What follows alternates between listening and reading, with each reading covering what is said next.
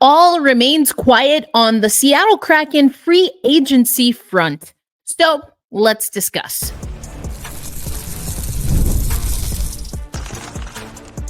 You are Locked On Kraken, your daily podcast on the Seattle Kraken, part of the Locked On Podcast Network, your team every day. Hey, what do you say, Seattle hockey? Welcome to another episode of Locked On Kraken, part of the Locked On Podcast Network. We are bringing you your favorite team every single day. For those of us maybe meeting for the first time or hearing my voice for the first time, my name is Erica L. Ayala. I am a multimedia sports journalist and, of course, your host here of Locked On Kraken. I also contribute to the Women's Hockey Spotlight on Locked On NHL.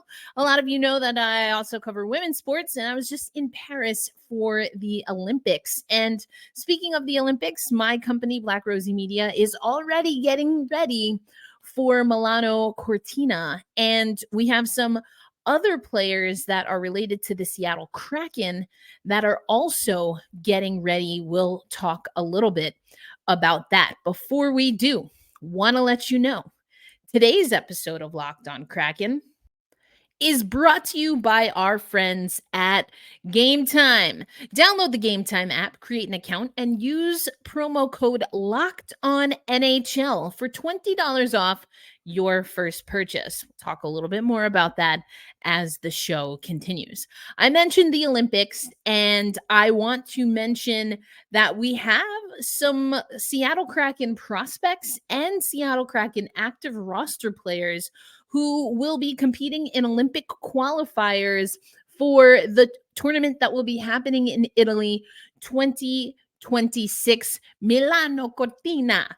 I'm very excited. I covered my first ever Olympics in Beijing, and that was the Olympics that Matty Beneirs was there. I got to talk to Matty a bunch of times, and for those of you who have been with me since then, you know we can only do audio. You can't really do video at the Olympics unless you're a rights holder. So we did get Matty B on the podcast a few times at the Olympics, but some Kraken players that we are expecting to compete for the Olympic qualifiers include a player that I mentioned and I talked about yesterday. I'm pretty excited to see how they will continue to rise, perhaps in the greatest Kraken of all time category, and that is Oliver Bjorkstrand. You also have Oscar Fisker Molgaard, who will join Team Denmark, in their quest to qualify for the 2026 Olympics. Now, we got the news yesterday from the Denmark Federation. They are going to try to qualify. The qualifiers for their particular group will run from August 29th to September 1st in Denmark. And so if you head over to eurohockey.com, you can find out a little bit more about this qualifying group. Denmark is going to be facing Great Britain, Japan, and Norway on the men's side. Some of you who are familiar with the women's game, Japan on the women's side has been in the Division 1 group, although they might be up for relegation. I have to double check that because they haven't competed as consistently in the last handful of years. But all that really means, for those who need a little bit of a quick run through, is depending on the teams or depending on the tournament, there are, I believe, 12 teams on the men's division, 10 teams, which is up from about 8. I think at Beijing was the first time they went to a 10-team field. Anyway, they have certain rankings, world rankings. So on the men's side, the 8 highest ranked men's team from the 2023 IIHF Men's World Rankings, that is going to be the rankings from Finland and Latvia from May 12th through 28th, 2023.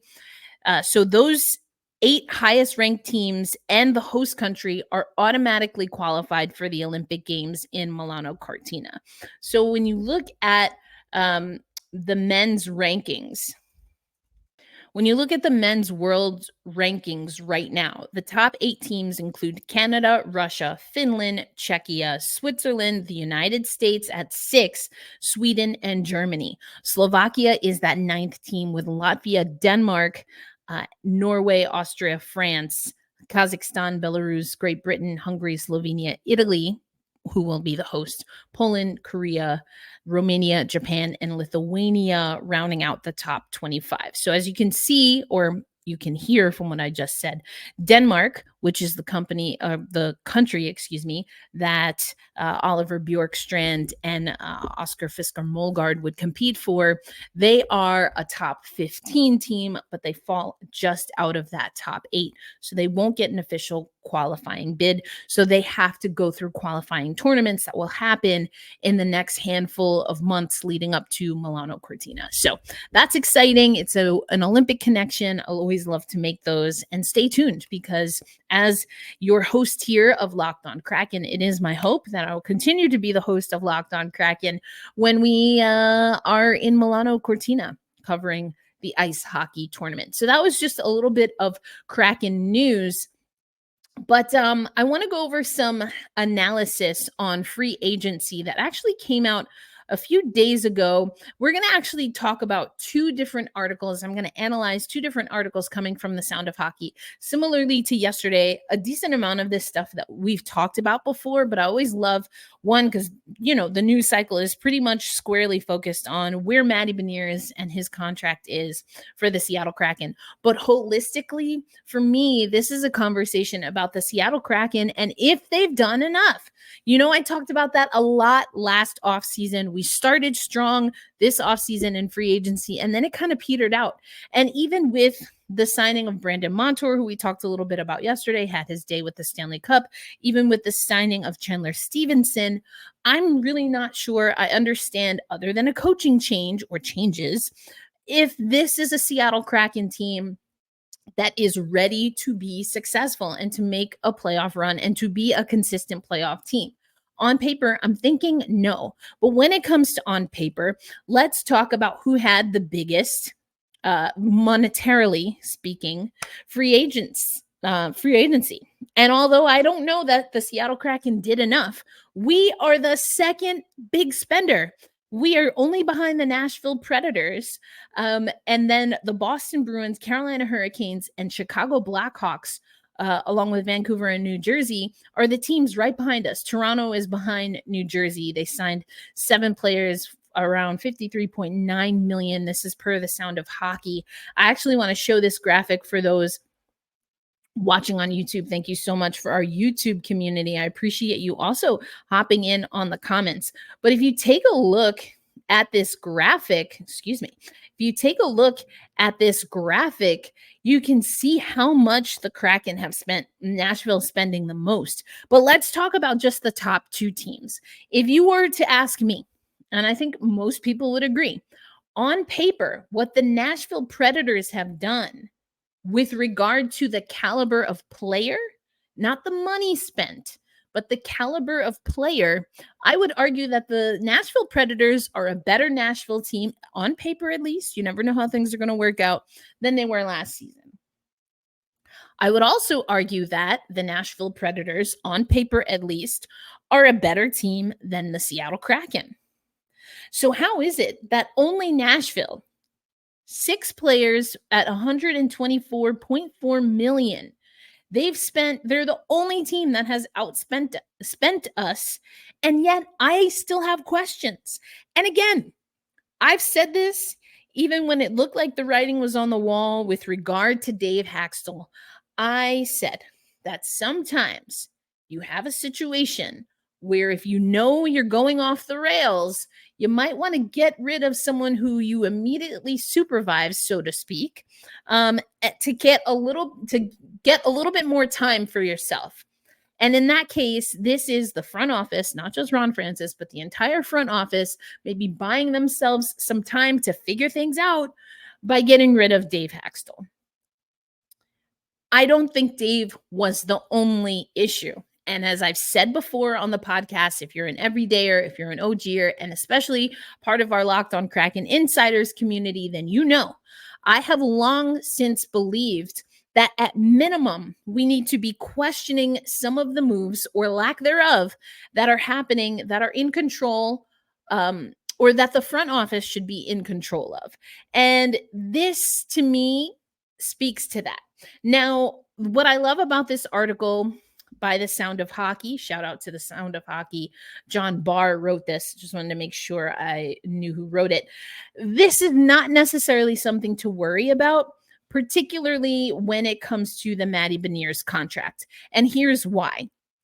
Now, this article was written a little bit earlier in August, so we're a few days, about 6 or 7 days removed. But as you can see by this graphic here, and I love the graphics, days from free agency opening in the past few years, going back since 2019, as you can see right here on the graphic, since 2019, 14 players have signed 30 plus days from free agency opening in that 30 to 60 day window. Some of those players include, as you can see here, Drake Batherson, Ilya Sorokin, Kirill Kaprizov, Colin White.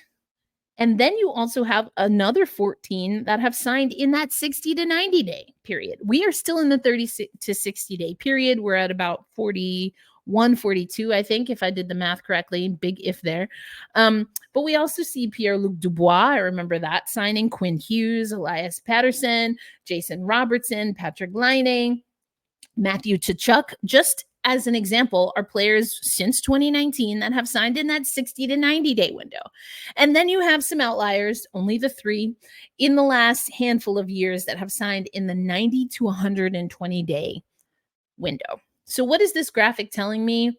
That we're not anywhere near worrying. If we start getting to this 90 to 120 days, maybe a little bit. And then I want to talk about this because this is going to help us get into the next segment. There could be several valid reasons for not signing Matty right now. Hypothetically, if the team were to sign Matty tomorrow to a contract with an AAV over $7 million, it would put the Kraken over the salary cap. We've kind of already talked about that.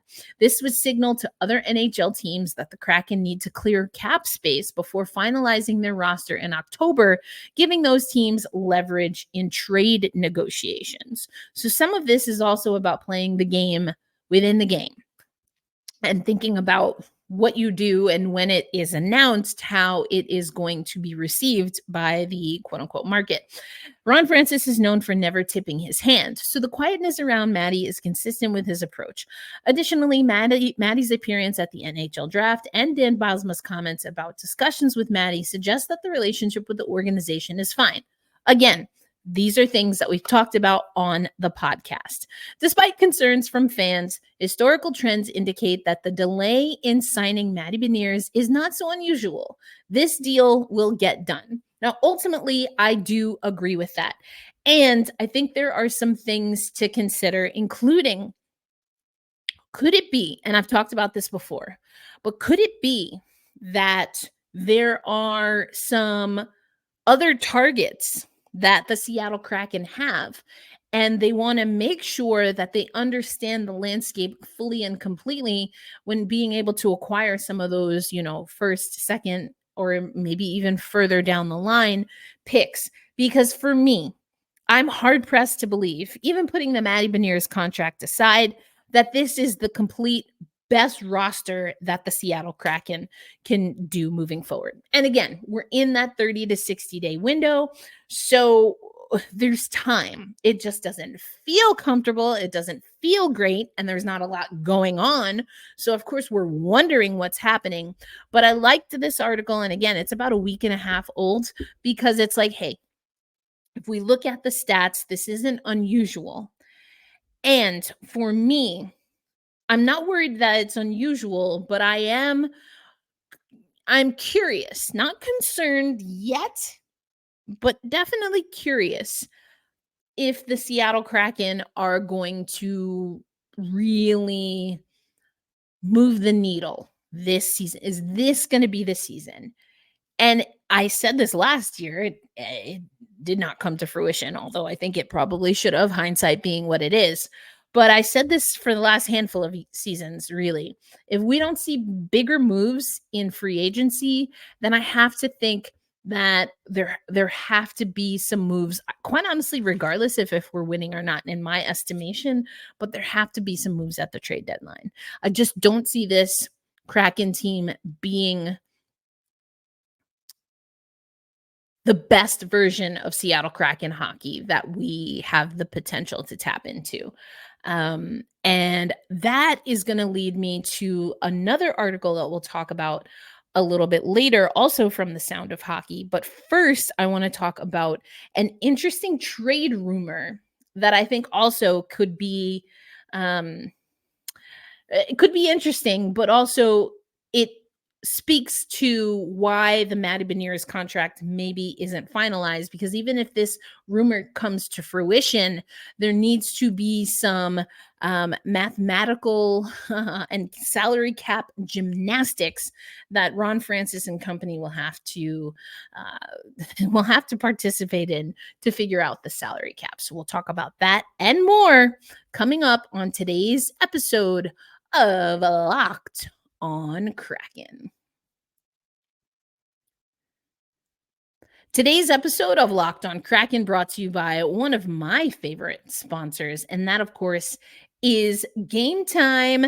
Now, I travel a lot. I was just on the road in Paris, and I don't often have time to do things other than whatever sport I'm covering at the moment. But when I do, I go to Game Time because I can go to Major League Baseball, MLB games over the summer. It's the only sport that I don't have to actively follow for work. So it's my leisure sport. And I love it because it's my first love. I can grab a hot dog and a beer and a good friend or a family member and watch a game. I go to M's games a lot towards when I'm going to Seattle for training camp. And what I love about using the Game Time app is that I can make sure that I'm sitting in the section I like. Someone who's not often at T-Mobile Park, I don't know exactly what section number is. I just go by, oh, well, this is what the view was from my seat. And I can see that on the Game Time app. You also have last minute tickets, flash deals, zone deals, and it's super easy to find and buy MLB tickets because the price is all there for you. No surprise, no hidden fees when you check out.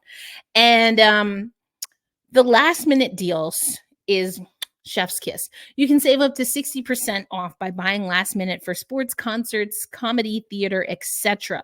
So take the guesswork out of buying Major League Baseball tickets, theater tickets, comedy tickets, whatever, and buy with Game Time.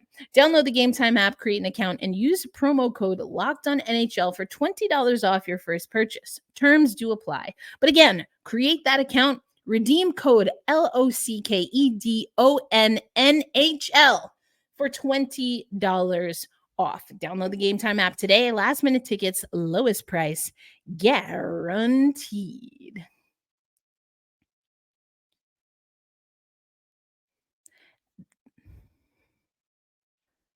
Thanks as always for making Locked on Kraken a part of your daily destination.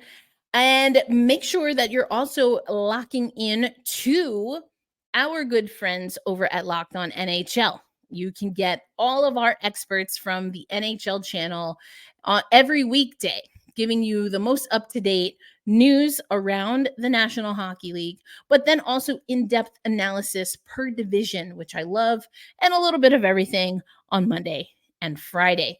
Okay, let's get back to our Kraken analysis because I saw this swirling around and I wasn't sure if I wanted to get into it, but John Tavares, which always reminds me of a song from the movie Saturday Night Fever. But anyway, a potential trade where the Kraken get Tavares for Schwartz and Gourde.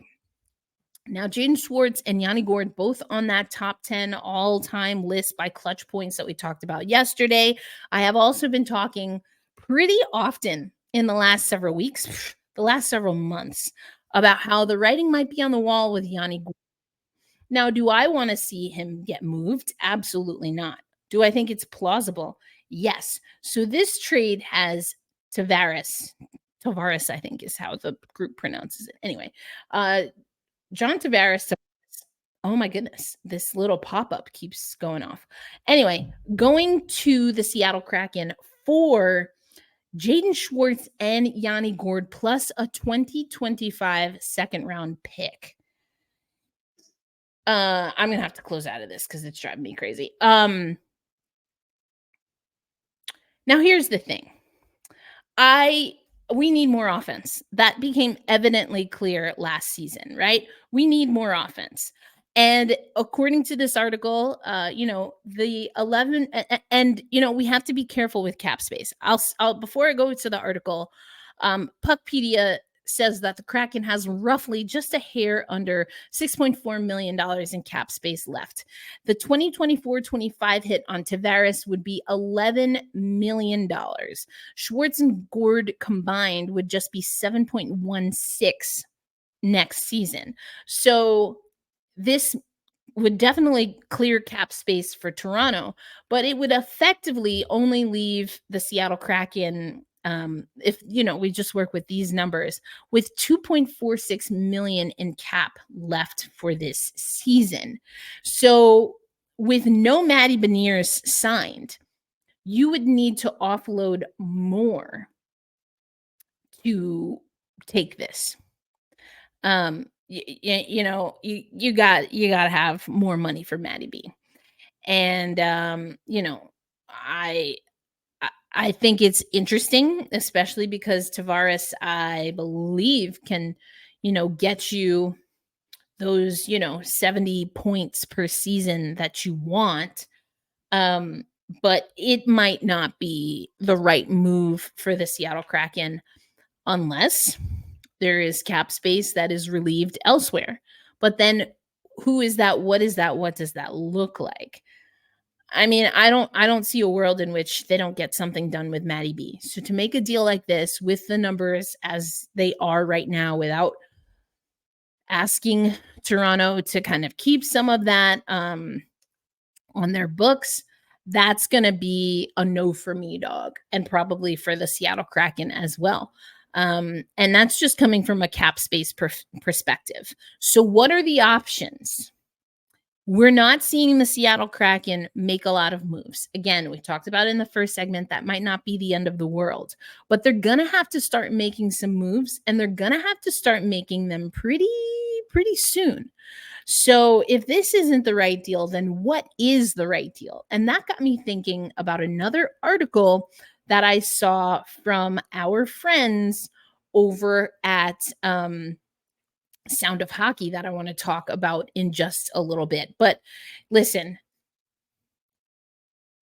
the Seattle Kraken are in an interesting place because you want to get the deal done for Matty B. I think everybody believes Matty Beneirs is going to have an up season. It's just tough to justify a contract for him right now because of where the Seattle Kraken are with those 7-year contracts. We talked about Stevenson and Montour.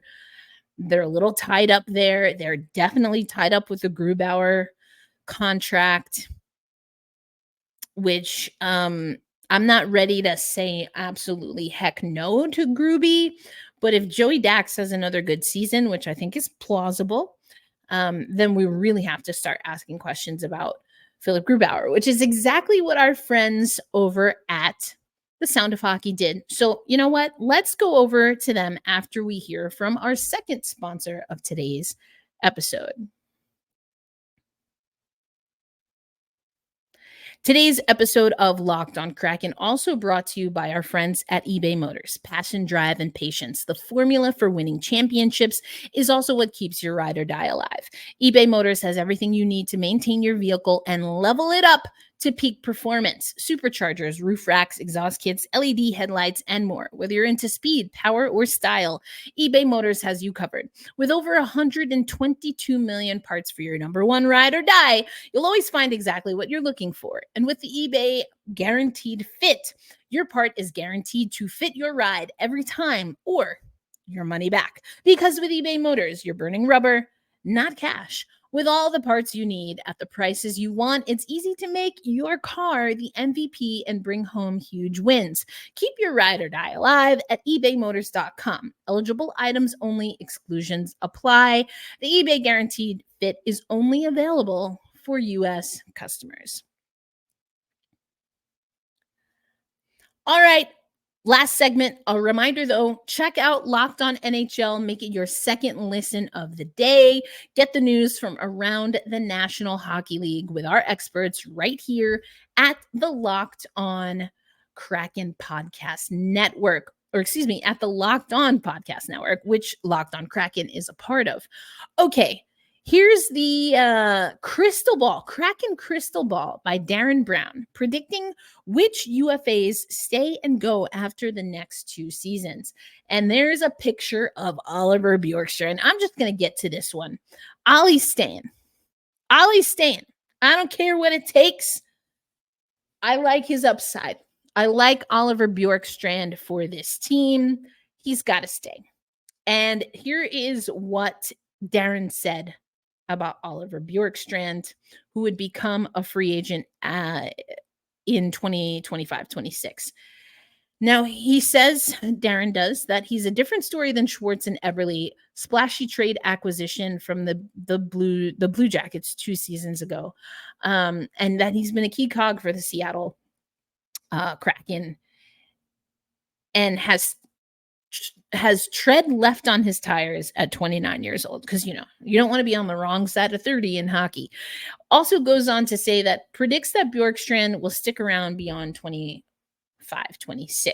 You know who's also sticking around?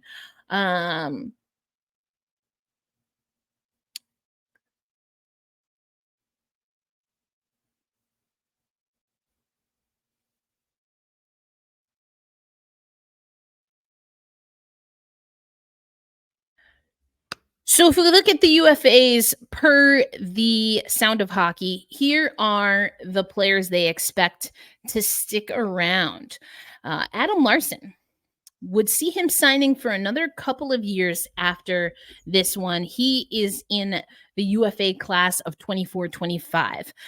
Will Borgen, predict a 3-year extension for Borgen. And this one, now we get into choppy waters, so to speak. Joey Dax. I mentioned the Philip Grubauer contract. I want to see Joey Daccord stay. I do think that Joey Daccord still has a little bit more he has to prove to the Seattle Kraken, and to really make a strong case for effectively and to make a case to really upend that Grubauer contract. Here's what the Sound of Hockey says. Philip Grubauer is still under contract for 3 more years at $5.9 million per. So if Daccord gets to a point where he will command big dollars and Seattle wants him back, then Grubauer may have to go. We predict that Daccord stays after this season and Grubauer exits, either through a trade, unlikely, or a buyout, more likely. So I believe Darren is agreeing with me here. I think the future of the Kraken in net, at least as far as our go-to, is with Joey Daccord. But that does mean that something is got to give with Philip Grubauer. Now we get to a player that I've kind of mentioned uncomfortably for a while, and that's Brandon Tanev. We're somewhat surprised Tanev hasn't been traded already. Me too, Darren. Me too. Being that he is entering the last year of his deal, but unless he's willing to take a big pay cut and or starts producing offense, we just can't see him sticking around with the Seattle Kraken after this season. I'm with you there, homie. All right. At 27 years old, Will Borgen, if he wants to return, we think the Kraken would want him back. Even so, we will predict a 3-year extension for Borgen this season. Yanni Gourde, as much as it pains us to say this, we think this will be Gourde's last season in deep sea blue. I think that's probably right. I think whether it's a trade in free agency at the deadline, or maybe he just goes as a unrestricted free agent, I think the writing's on the wall for Yanni Gourde. Other players on the list, Jaden Schwartz, who was a part of that proposed trade. Jaden Schwartz and Eberle Darren is not expecting to be a part of the Kraken beyond 25-26. I'm not disagreeing here. Without a clear-cut indication of what leadership will look like, this makes me a little nervous, but I understand. Ellie Tolvanen. We predict that Tolvanen performs well over the next 2 seasons, but exits as a free agent after 25-26. I really want to buck against this one. Everything else I pretty much agree with, including that Jamie Alexiak will not return after his current contract. I'm going to buck against Ellie Tolvanen. I think the Seattle Kraken, especially if they're going to get rid of Eberle and they're going to get rid of Schwartz, you need to have some leadership alongside and some production alongside. That's really more so. I think Ellie Tolvanen, not that he can't be a leader, but I think really he's focused and should be on the offensive side of things. I'd love to see him grow into a leader, but you need the leadership that we have to also have the offensive assistance. And I think Ellie gives you that. So, but I guess you never know. I want to see Ellie stay. That's the only disagreement I have. But similarly to what Darren did at the end of his article, which you can check out in the show notes, I want to know what you think. Who are some of these players that you think should stay? Who should go? What's your Kraken crystal ball telling you right now? I've been saying for a while, I think Yanni's out the door. And if we do want to make a trade, whether it's for Tavares or somebody else, either way, the writing's on the wall for players like Tanev, for Ellie Tolvanen. I think down the road, yes, for Schwartz, for Eberle, but especially for Philip Grubauer. The Seattle Kraken have to offload some of these contracts, and that means some tough decisions. But that's going to be our show, folks. Thanks as always for making time for us, making us a part of your daily destination. Be kind to yourselves. Be kind to one another. Until we see each other again, hold fast, stay true, and say loud and proud always, let's go Kraken! I'll catch you on the next episode.